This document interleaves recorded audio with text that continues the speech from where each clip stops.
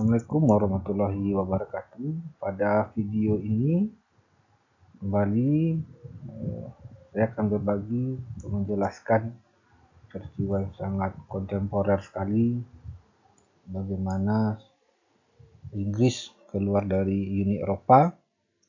Sama kita ketahui bahwa peristiwa ini baru terjadi sekitar 5 tahun yang lalu. Ini disebut dengan Brexit, ya, atau British exit dari Uni Eropa. Ini sebuah perjalanan yang sangat luar biasa sekali bagi Inggris dan bagaimana dinamika selanjutnya yang terjadi di Eropa, karena sebelumnya Inggris itu adalah bagian dari Uni Eropa, namun karena berbagai macam faktor penyebab yang akan kita bahas nanti, menyebabkan referendum masyarakat Britania Raya atau Inggris yang di Eropa untuk menyerukan hasil referendumnya dalam menyatakan mereka ingin keluar dari Uni Eropa. Nah, secara resmi tanggal 31 Januari Inggris keluar dari Uni Eropa. Nah, ini dikenal dengan sebutan Brexit setelah melalui referendum di 4 tahun sebelumnya, itu di tahun 2016, di mana hasil pemilihannya referendum tersebut 52% masyarakat di UK, ya, di Inggris Raya memilih untuk keluar dari Uni Soviet dan selebihnya tetap bertahan di Uni Eropa. Nah, prosesnya cukup panjang dan pada akhirnya mulai berlaku tanggal 1 Januari 2021. Di sini mengakhiri masa transisi dan mengubah hubungan Inggris dengan Uni Eropa secara fundamental. Nah, yang harus kita pahami adalah sebenarnya apa yang dimaksud dengan Uni Eropa. Nah, Uni Eropa adalah sebuah kumpulan dari negara-negara yang berada pada regional Eropa, terutama pasca Perang Dingin, yang dibentuk atas dasar kesepakatan bersama dalam bidang politik, ekonomi, serta di sini mempromosikan bagaimana rekonsiliasi yang terjadi antara Prancis dan Jerman. Secara resmi didirikan tahun 1993, dilakukan dengan penandatanganan perjanjian Maastricht di Belanda. Saat ini Uni Eropa terdiri dari 27 negara anggota. Setelah Britania Raya keluar pada 31 Januari 2020, dan tetap menjadi persatuan politik dan ekonomi mencakup sebagian besar benua Eropa yang memiliki tujuan perdamaian, stabilitas, dan kesejahteraan bersama. Ada beberapa alasan, ya. Tidaknya ada 3 alasan mengapa Inggris atau Britania Raya itu keluar dari Uni Eropa. Pertama adalah masalah akumulasi. Maksud akumulasi ini adalah sebenarnya Parlemen Inggris dan sebagian masyarakatnya ada merasa ketidakpuasan terhadap beberapa kebijakan yang dibentuk oleh negara-negara yang berada pada Uni Eropa. Beberapa kebijakan tersebut dianggap oleh Parlemen Inggris membatasi ruang gerak kebijakan pemerintahan Inggris itu sendiri. Salah satunya adalah masalah imigran, yang akan juga kita bahas. Kemudian regulasi ekonomi. Inggris merasa keberatan dengan banyaknya regulasi ekonomi yang dibentuk oleh negara Uni Eropa. Kemudian kekhawatiran Inggris tentang sejumlah besar uang yang harus mereka bayarkan atau iuran sebagai anggota dari Uni Eropa. Kemudian ini masalah yang sangat fundamental atau sangat penting sekali adalah kebijakan migrasi yang dianggap terlalu longgar. Inggris adalah salah satu atau 3 besar negara Eropa yang menerima imigran. Bagi Inggris ini adalah menjadi sebuah masalah besar. Bagaimana banyak imigran-imigran yang datang dari luar Inggris kemudian datang untuk merubah nasibnya di Inggris, sehingga ini memicu kekhawatiran bagi masyarakat Inggris dan Parlemen Inggris mendengarkan kekhawatiran tersebut, sehingga mereka membuat isu ini sebagai salah satu isu yang dijadikan referendum. Nah, latar belakangnya adalah pertama kita lihat masalah kedaulatan. Inggris ingin mendapatkan kembali kontrol penuh atas masalah hukum, perbatasan, dan kebijakan. Karena selama ini Inggris beranggapan kedaulatan mereka agak terkekang dengan mereka bergabung dengan Uni Eropa. Kemudian masalah imigrasi atau imigran.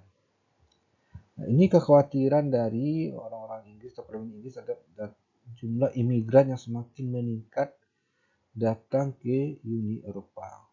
Inggris meminta kontrol yang lebih ketat terhadap Uni Eropa, tetapi itu tidak terjadi. Kemudian kebijakan Uni Eropa, nah, ketidakpuasan terhadap regulasi ekonomi, kata keuangannya terlalu berat bagi Inggris selama mereka menjadi anggota Uni Eropa. Kemudian mata uang tunggal, ya, ini isu yang sangat lama berkembang. Bahkan pada saat Inggris atau Britania Raya masih menjadi bagian dari Uni Eropa, mereka tetap menggunakan mata uang pound sterling. Padahal di Eropa semua sudah menggunakan mata uang euro. Bagi Britania Raya ini adalah sebuah masalah. Mereka tetap dengan pendirian mereka bahwa mata uang mereka adalah pound sterling, bukan euro yang dipakai oleh seluruh negara-negara Uni Eropa. Proses Brexit, ya, pertama adanya referendum, ya, tentu sama dengan halnya Timor Leste pada saat mereka ingin melepaskan diri dari Indonesia, tentu mereka melakukan referendum apakah ingin bergabung atau tetap keluar dari Indonesia. Di Inggris pun juga demikian. Nah, di tahun 2016 pemerintah Inggris di bawah Perdana Menteri David Cameron mengadakan sebuah referendum ini bertahan atau keluar. Hasilnya adalah 52% menyatakan ingin keluar dari Uni Eropa, 48% menyatakan tetap bertahan dengan Uni Eropa.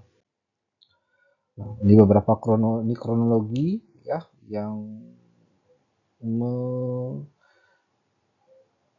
mengarahkan kepada Inggris untuk keluar kepada Uni Eropa. Pertama diawali di 23 Juni 2016, ya, referendum yang terjadi. Kemudian 29 Maret 2017 Inggris secara resmi memulai sebuah proses transisi. Nah, 31 Januari 2020 secara resmi meninggalkan Uni Eropa dan mengakhiri keanggotaan mereka selama 47 tahun. Dan 1 Januari 2021 kesepakatan perdagangan dan kerjasama Uni Eropa Inggris mulai berlaku. Nah, ini mengakhiri masa transisi sehingga kebijakan dan perdagangan dan lain-lain tidak seperti masa sebelumnya. Nah, pro dan kontra tetap akan terjadi. Ini adalah sesuatu hal yang biasa terjadi. Ada yang pro Brexit dan ada yang anti Brexit, walaupun yang menjadi pemenang isunya adalah pro Brexit di sini. Nah, kemudian, nah, ini salah satu masalah besar, ya, tentang imigran. Open the door immigration policy atau kebijakan terbuka, pintu terbuka terhadap datangnya imigran. Inggris menjadi negara penerima imigran terbesar kedua, ya, setelah Jerman dengan total 7,5 juta imigran atau 9,3%, akan meningkat di 2030. Nah, jika ini tetap Inggris bertahan dengan Uni Eropa, maka mereka akan menerima sekitar 9,3%, ya. Nah, ini akan membanjiri Inggris sejumlah 5,23 juta imigran kalau mereka tetap bertahan dengan Uni Eropa. Nah, kalau mereka keluar dari Uni Eropa, nah, mereka bisa mengendalikan imigran ini, stop kedatangan imigran atau mengendalikan. Nah, ini bisa mereka leluasa untuk membuat kebijakan tersebut. Di sini dapat kita lihat di tahun 2017, ya, 10 negara yang paling banyak mendatangkan yang kedatangan imigran di tahun 2017 berdasarkan data dari BBC. Ya, Amerika Serikat urutan pertama, Saudi Arabia, Jerman, kemudian ada Rusia, United Kingdom, UAE, Emirat Arab, Prancis, Kanada, Spanyol, dan Australia. Nah, Inggris di tahun 2017 UK itu berada di posisi kelima, walaupun nanti naik di Eropa, bahkan mereka naik kemudian jadi 2 besar. Nah, ini dinamika yang terjadi di masa itu. Sebenarnya hubungan antara Inggris dan Uni Eropa ini sebenarnya ada tarik ulur. Nah, di awal pembentukan Uni Eropa, Inggris menolak untuk bergabung dengan Uni Eropa. Mereka lebih tertarik bekerjasama dengan negara-negara yang mereka anggap satu kultur seperti Amerika Serikat, Australia, dan Kanada. Dan di tahun 1973, nah, mulailah Inggris bergabung dengan European Economic Community atau Masyarakat Ekonomi Eropa. Nah, kemudian selanjutnya menjadi Uni Eropa. Nah, selanjutnya Inggris tahun 1973 sudah pernah sebelumnya mengajukan diri untuk menjadi negara anggota, namun mengalami penolakan sebanyak 2 kali oleh Prancis. Nah, sebenarnya Brexit tersebut adalah referendum jilid kedua karena Inggris juga pernah sebelumnya melakukan referendum untuk memisahkan diri dari Uni Soviet, dan itu terjadi pada tahun 1975. Dengan hasilnya, masyarakat Inggris secara mayoritas tetap bertahan sebagai masyarakat Uni Eropa. Dan referendum yang kedua terjadi di tahun 2016. Hasilnya, sama-sama kita ketahui tadi, 52% menyatakan ingin keluar dari Uni Eropa, 48% menyatakan tetap bertahan dengan Uni Eropa. Nah, ini dinamika yang berkembang saat ini yang terjadi di Inggris pada 2016 sampai 2021. Nah, inilah menyebabkan bagaimana Inggris pada akhirnya keluar dari Uni Eropa dengan berbagai macam faktor tadi, terutama masalah imigran dan faktor masalah ekonomi. Nah, ini menjadi sebuah catatan sejarah yang menarik untuk dipelajari. Selanjutnya banyak hal menarik akan dipelajari. Mungkin itu saja pada video penjelasan ini. Saya akhiri. Assalamualaikum warahmatullahi wabarakatuh.